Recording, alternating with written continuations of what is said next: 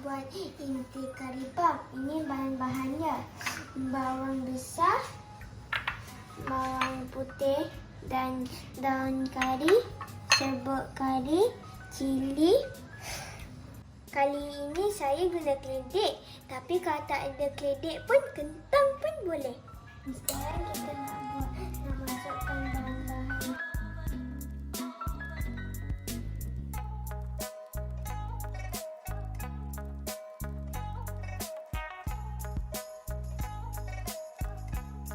Pasang sampai mati.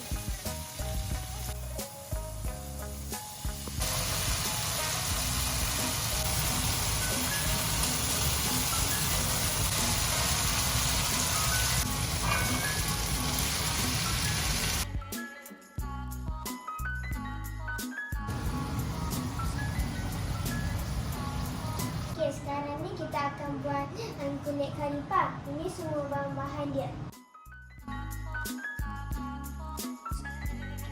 Lepas tu, masukkan pelantah.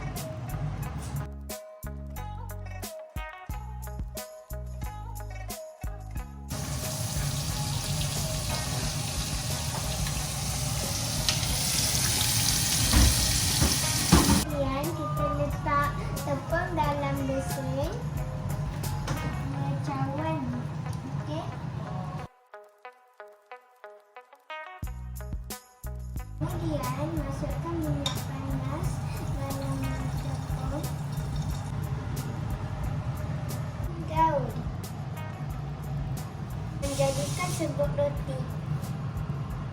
Air sikit-sikit sampai jadi dough. Kita beri macam ni.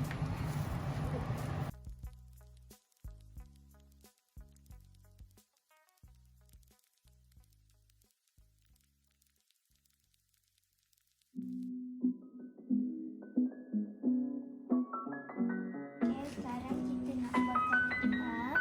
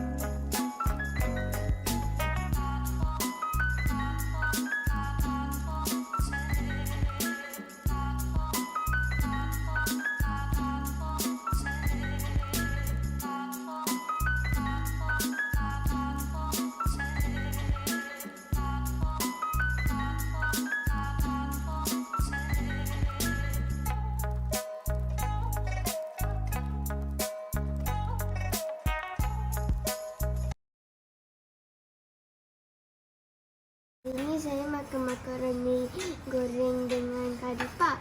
Ada siapa-siapa nak resepi makaroni goreng? Kalau ada, tunggu saya ke episod akan datang nanti.